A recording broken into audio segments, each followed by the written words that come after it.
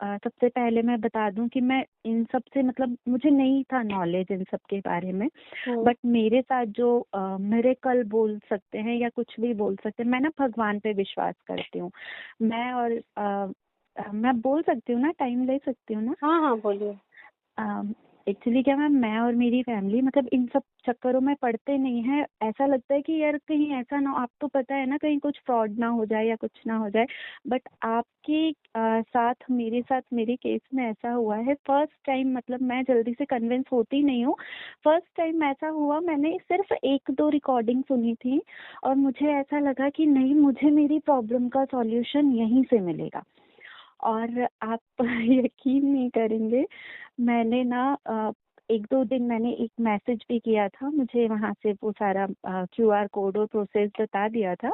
हम्म। But एक दो दिन मैंने डिले किया, फिर अगेन मैंने बड़ी हिम्मत करके अपनी मम्मी से कहा, मेरी मेरी मदर से।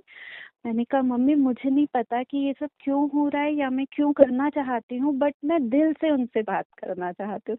मैम अगर आप फील कर सको ना, मतलब मुझसे ज्यादा शायद ही कोई एक्साइटेड होगा आपसे बात करने के लिए। वैसे मैं तो बहुत पीछे हूँ और भी बहुत सारे फैंस हैं आपके, पर रियली मेरे माइंड पे आप इतना असर कर चुके हो कि मैं सपने में आपसे बात कर चुकी हूँ।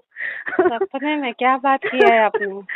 सीरियसली मैम, मतलब अभी सबसे पहले तो मैं ये बताती हूँ कि ना जो आपकी वॉइस है ना, मैं इतनी एक्साइटेड थी सुनने के लिए। अब मुझे नहीं पता मैंने क्या क्या बातें की, बट मैंने सपने में सीरियसली बातें की आपसे।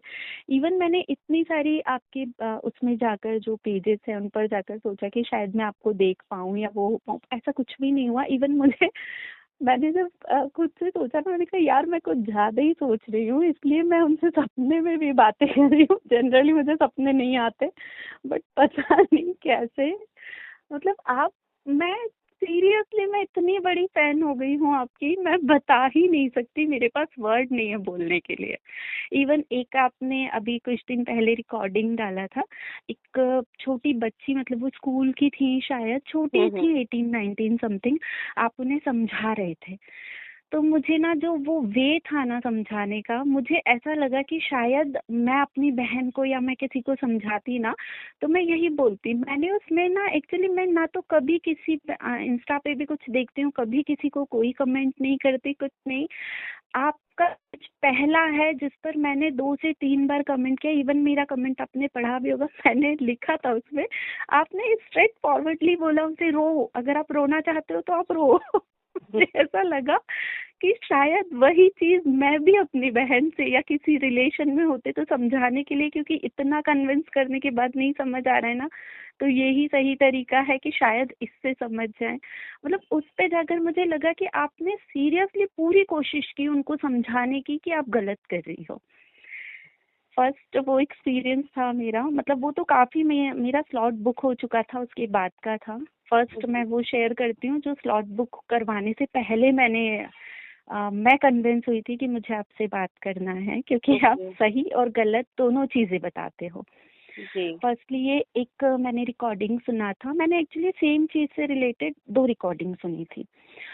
एक आपने कहा था, एक लेडी को, मतलब एक लड़की से कहा था कि मुझे ऐसा लगता है कि आपको अपना रिलेशन खत्म करना चाहिए, क्योंकि आपके लिए आगे ये प्रॉब्लम दे सकता है, क्योंकि आप उनको जानते नहीं हो। बट आपने सही, और सेकंड तरफ आपने, मतलब दूसरे रिकॉर्डिंग में आपने उन लेडी को समझाया कि आगे आपका बहुत कुछ अच्छा है, फैमिली मेंबर कुछ भी करते हैं उससे कोई मतलब नहीं है, आपका पार्टनर बहुत अच्छा है। मतलब मैं वो मेरे साथ तो 2-3 एक्सपीरियंस इतने सही हुए हैं। मैंने आपको एक बार मैसेज भी किया था, हो सकता है आपकी टीम ने देखा हो। बीच में मेरे साथ जो मैं क्वेश्चन करने वाली हूँ आपसे, हम्म। उससे रिलेटेड एक ऐसा फेज आया था कि मतलब ऐसा हुआ कि शायद जो मुझे स्लॉट मिला है काफी लेट है, हमें वो डिसीजन पहले लेना पड़ेगा। तो मैंने सडन घबरा कर मैसेज किया कि क्या मुझे पहले की डेट मिल सकती है। तो आपने उधर से मतलब मुझे रिप्लाई भी दिया था कि हम कोशिश करेंगे अगर मिलती है तो। बट फिर सडन मैंने सोचा मैं ना आपको परेशान कर रही हूँ, तो मैंने कहा कि मैं वेट करूंगी, पर मैं उतनी कश्मकश में थी और मैंने सब भगवान पे छोड़ा। मैंने कहा अगर भगवान ने मुझे आपका रास्ता दिखाया है ना कि मैं क्या डिसीजन लूँ उसमें, तो शायद ये प्रॉब्लम भी सॉल्व हो जाएगी। और मैंने मैसेज लिखा भी था आपको कि मैम कोई बात नहीं, मैं वेट करूंगी, जो होगा देखा जाएगा। सडनली वो जो चीजें थी सारी वहीं स्टॉप हुई और अब डिसीजन फाइनली फिर से मैं आपसे पूछ कर ही लेने वाली हूँ। अरे वाह, चलो बढ़िया है। तो सीरियसली होल्ड मैम पे मुझे चली गई वो इतने चीजें। सारे हाँ हाँ मैम, सच बता रही हूँ, वो सारी चीजें होल्ड पर, मतलब जो मुझे हम लोग डिसीजन लेने वाले थे मे बी 8 और 9 मई के समथिंग। और मैंने अपनी मम्मी से कहा मम्मी ठीक है जो होता है वो देखा जाएगा, बट क्योंकि मैं परेशान नहीं करना चाहती कि मेरी वजह से वो परेशान हो जाए, तो मुझे लगता है कि अगर भगवान ने ये रास्ता दिखाया है तो वो चाहते हैं कि मैं आपसे डिसीजन लूँ।